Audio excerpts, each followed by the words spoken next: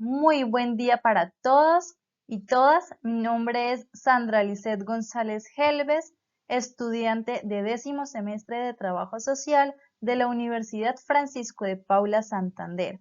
El día de hoy les compartiré mi ponencia titulada Más allá de la rebelión armada, perspectivas de reincorporación de excombatiente de las FARC-EP en norte de Santander, la cual es producto de un proyecto de investigación que hace parte del Grupo de Investigación de Trabajo Social y el Semillero de Investigación en Transformaciones Sociales. Pues bien, se parten de estos tres aspectos que resultan fundamentales para una mejor contextualización y comprensión del tema en cuestión. En primer lugar, se encuentra conflicto armado. Como bien sabemos, la historia de Colombia en los últimos 60 años ha estado marcada por la vivencia de un conflicto armado que ha desangrado a muchas poblaciones a lo largo del territorio nacional. Esto parte de que en los inicios de esta historia de conflicto se daba la desigual repartición de las tierras y la falta de espacios para la participación política que dieron cabida al uso de la violencia y a la lucha armada. Precisamente la guerrilla FARC-EP, las Fuerzas Armadas Revolucionarias de Colombia, Ejército del Pueblo, fue uno de los actores importantes en el conflicto armado interno. Ellos comenzaron como movimiento revolucionario en 1966 y no solo se constituyeron como una de las guerrillas más antiguas de América Latina, sino con la de más poder y más dominio territorial en nuestro país.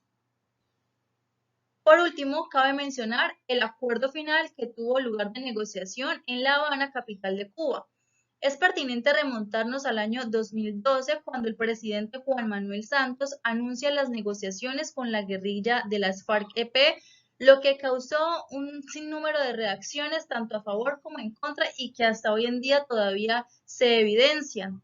Después de más o menos 4 años de ese camino complejo de negociación y de diálogo, el 26 de septiembre de 2016 se celebra la ceremonia de firma entre el gobierno y las ahora extintas, guerrillas de las FARC-EP. Sin embargo, es importante aclarar que dado el plebiscito y los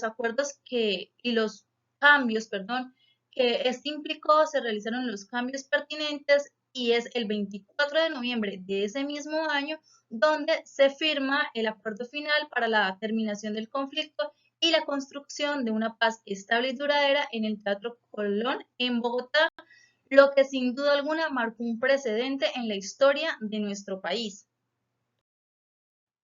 Continuando, se presentan los objetivos que orientaron tanto la investigación como la presente ponencia. Como les mencionaba anteriormente, precisamente esta ponencia es producto de una investigación titulada De la rebelión armada a la paz, historia de vida de un reincorporado de las FARC-EP en norte de Santander, donde el objetivo general fue reconocer la historia de vida de ese reincorporado y los objetivos específicos fueron determinar las concepciones de rebelión, armada y paz para este actor clave, así como describir los hechos ligados y esas motivaciones para participar en la rebelión armada y posteriormente en la construcción de paz. Y finalmente, narrar los aportes y retos en la construcción de paz en el departamento norte de Santander. Prosiguiendo, se encuentra el marco teórico que dio sustento a esta investigación y ponencia. Se fundamenta en tres planteamientos teóricos: el pensamiento complejo, la tríada de la violencia de Johan Galtung y el concepto de paz. En pantalla podemos visualizar el pensamiento complejo. Hay diferentes fenómenos sociales que surgen por diferentes coyunturas sociales, entre ellos el conflicto armado interno. Se parte de acoger este fenómeno social desde el pensamiento complejo porque requiere de un análisis que no sea simplificador ni reduccionista. Por eso, como decía, se acoge al pensamiento complejo. Martínez y Vicuña hacen tres señalamientos que parecieron pertinentes, entre ellos que el pensamiento complejo emerge del reduccionismo que hace la ciencia al no poder estudiar ciertos elementos.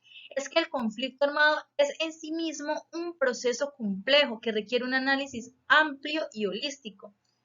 Entonces, continuando, el pensamiento complejo se convierte en una forma de repensar más global y menos simplificadora, por lo que permite abordar elementos desde diversas ópticas para comprenderlos a profundidad, como este fenómeno del conflicto armado interno, como ya lo he mencionado, lo requiere. Ahora bien, la tríada de la violencia de Johann Galtung. Es importante mencionar que a lo largo de los años se ha causado como un análisis si conflicto es lo mismo que violencia, qué similitudes o qué divergencias presenta. Si bien para Johann Galtung, conflicto no es lo mismo que violencia. El conflicto es obvio en la sociedad, en las relaciones sociales, pero la violencia no. La violencia surge como el maltratamiento del conflicto. Por eso, Galtung afirmaba que la violencia no está en la naturaleza humana. Lo que está en la naturaleza humana es el potencial, pero que éste se puede desarrollar de acuerdo a ciertas circunstancias o acontecimientos. Por tanto, la guerra, la rebelión armada, las luchas armadas son manifestaciones de la violencia.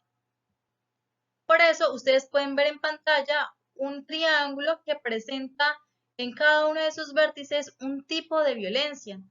Galtung decía que la violencia puede ser la sumatoria entre la violencia directa, la violencia cultural y la violencia estructural. Solamente de esas tres, la única que es visible es la violencia directa, esa que causa daños precisamente visibles como son las agresiones físicas y verbales, pero hay dos que son de tipo invisibles como son la violencia cultural y la violencia estructural. La violencia cultural son esos aspectos de la cultura que legitimados o materializados, mejor dicho, en el arte, en la religión, en el lenguaje, de distintas maneras legitiman la violencia, mientras que la violencia estructural se origina por la injusticia y la desigualdad como consecuencia de una estructura social establecida y puede ser a nivel micro o macro. Finalmente, encontramos el término paz, la concepción paz o lo que se ha abordado de paz. Entre ello, llama la atención la dicotomía que ha surgido entre paz negativa y paz positiva. La paz ha sido ampliamente estudiada, abordada, interpretada, por lo que es interesante abordar un poco más sobre la dicotomía que decía entonces.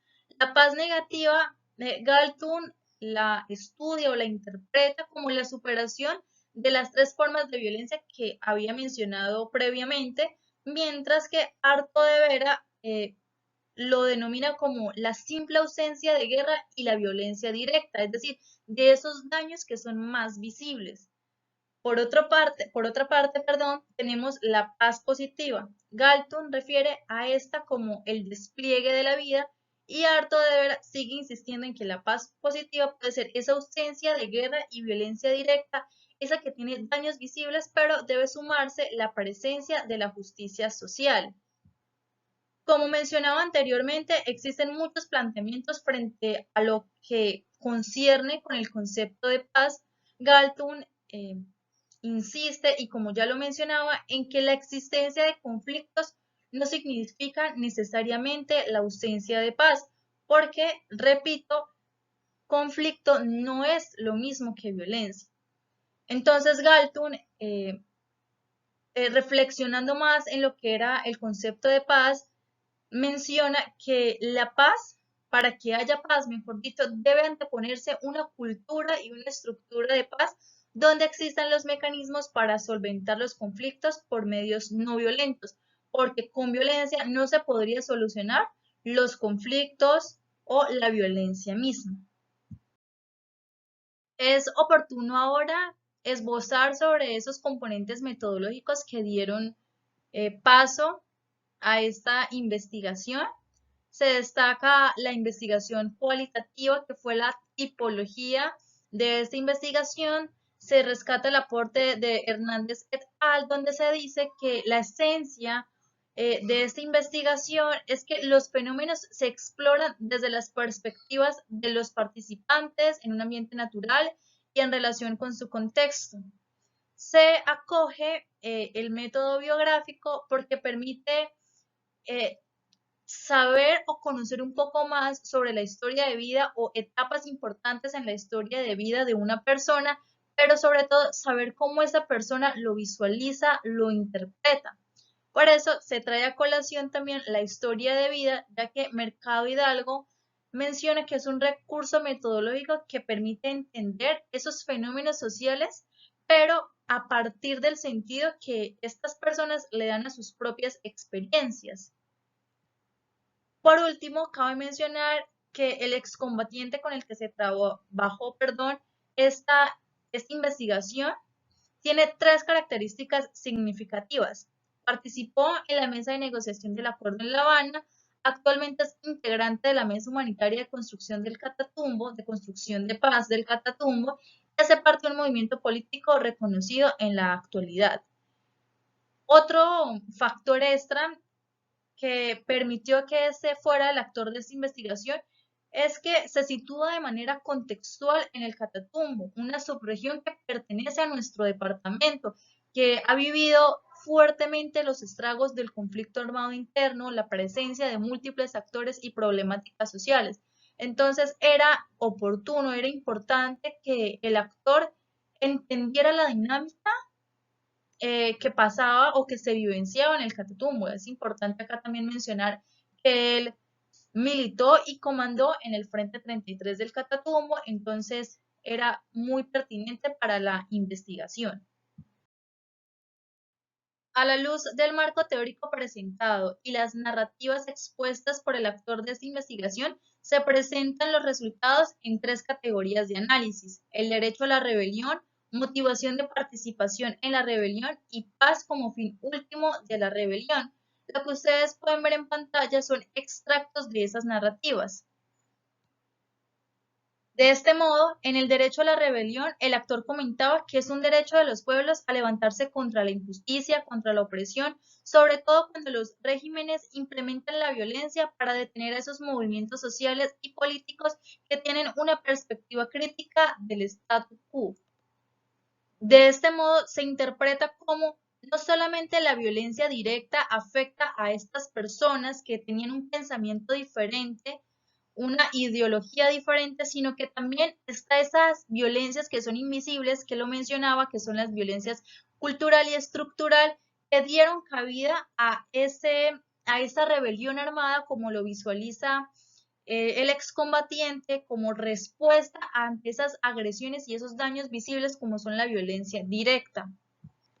Por tanto, entonces, se ve la rebelión como un derecho, como esa respuesta al Estado que violenta de las tres maneras posibles que fueron expuestas.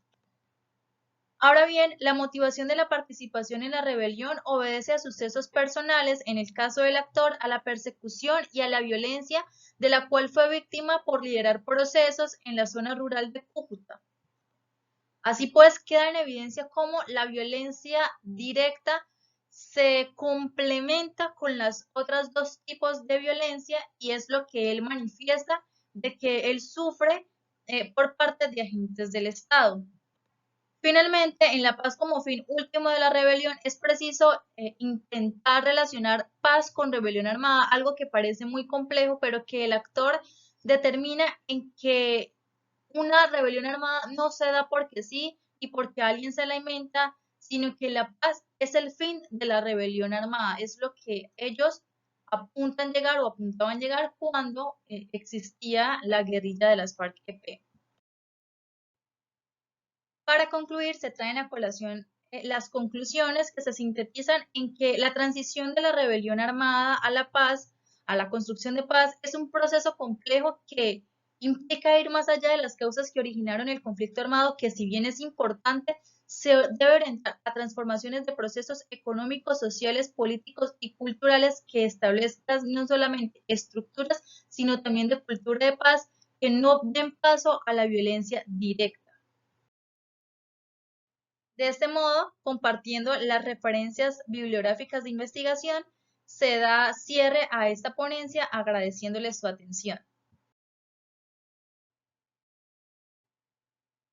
Muchas gracias.